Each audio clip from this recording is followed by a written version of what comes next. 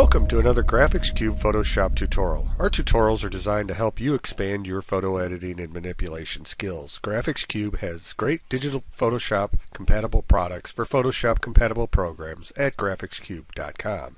Now let's see what we have for you today.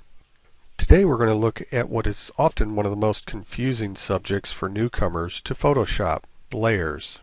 Whether using Photoshop or any other photo editing software, to create a composite or collage such as we have here, layers is the way to create it and keep each individual item in its own separate place so that it can be edited without damaging the whole composite. And you can ask yourself, how does it do that and what do I mean by that? Well, we're going to look at that right now.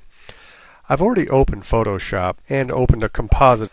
While your palettes and control panels may be laid out just a little differently based on what version of Photoshop you're using or whether you're using some other program, that's okay because you should still be able to get a pretty basic idea of how layers works based on what we're looking at here. Now, as you can see in our composite, we have 6 photos, a name, and a background that includes a frame with it.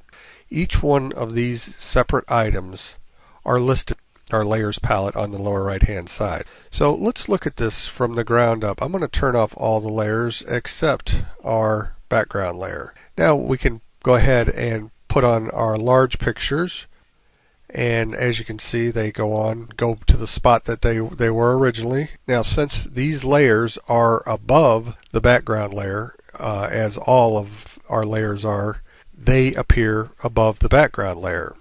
Now in these cases, these layers have built-in shadows and frames and everything else that can be looked at in other videos, but right now we're just looking at the fact that these layers are individual and separate. So again, we can turn any one of them on and off in any order. Now as you can see in this case, this lower left hand picture is partially covered by the upper left hand picture. That is because the upper left hand picture is above the lower left hand picture in the palette. Now if we switch those around, and that can easily be done by left clicking on one and dragging it to a new location, you see now our lower left covers partially the upper left.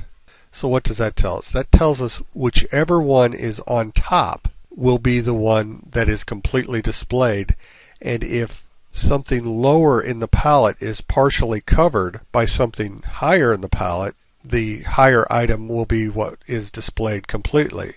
So again, we can drag that picture back up, and now upper left is higher in the palette again and covers the lower left partially. So let's look at adding the other pictures.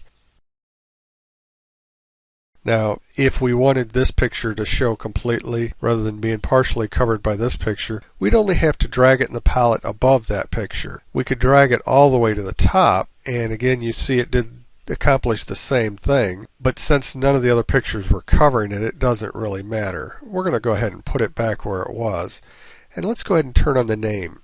Now, as you can see, the name is the highest layer in our palette, and that's because it partially covers several of the pictures. So what would happen if it was at the bottom just above the background layer? Well, now we can't read the name at all because the other pictures are on top of it.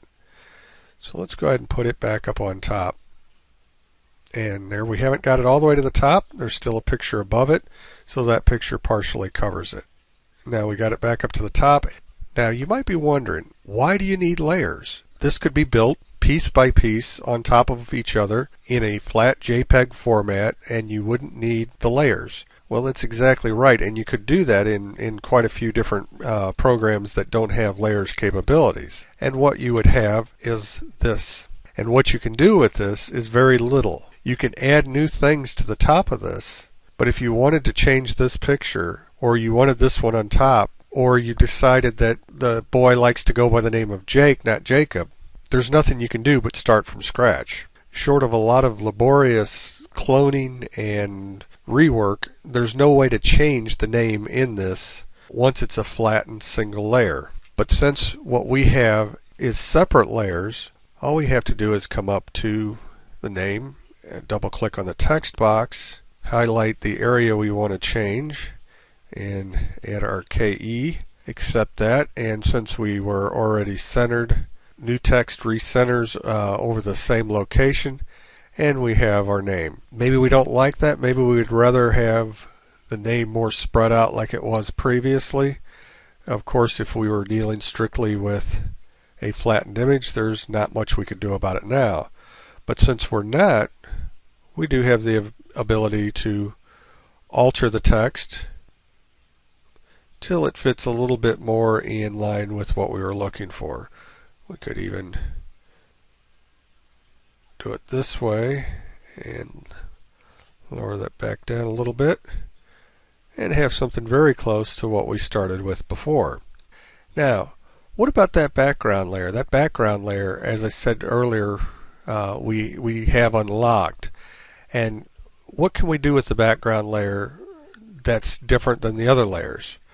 Well, as we've looked at, if I turn off all the layers and then turn on one layer, you can see that this photo layer has nothing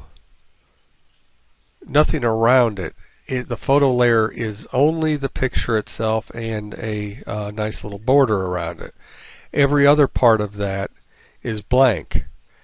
That allows the other photos to be shown in their spots. Whereas with the background layer, if we turn everything off and just look at the background layer, it is pure white. It is a solid layer. So if the background layer was dragged up to the top,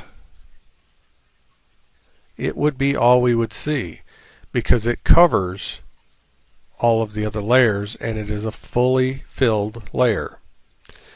As we bring that layer down, we can see its effect. Each layer it goes below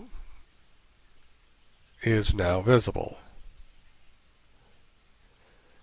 Same way, if this layer had been filled around it,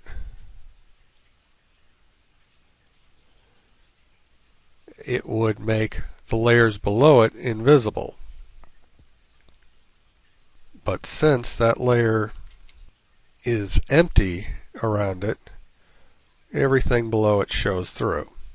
I want to point that out because a lot of people try to explain layers as a stack of pancakes, and in that they're stacked on top of each other, that's correct, but each pancake would cover and completely hide the pancake below it. It isn't a layer of pancakes, it is a layer of transparencies. If it was all the transparencies were filled like a pancake, then you would only be able to see the top pancake and be able to tell there's a stack, but you wouldn't be able to see what's below it looking directly at it.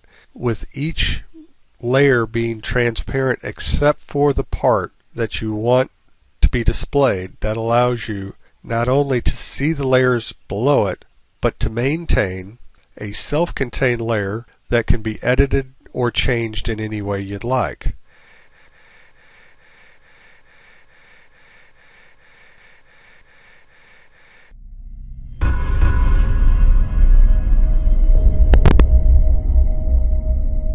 Hope you enjoyed this Graphics Cube video. Please visit graphicscube.com for more tips, templates, tutorials, and more videos. See you in cyberspace at graphicscube.com. By the way, did I mention graphicscube.com?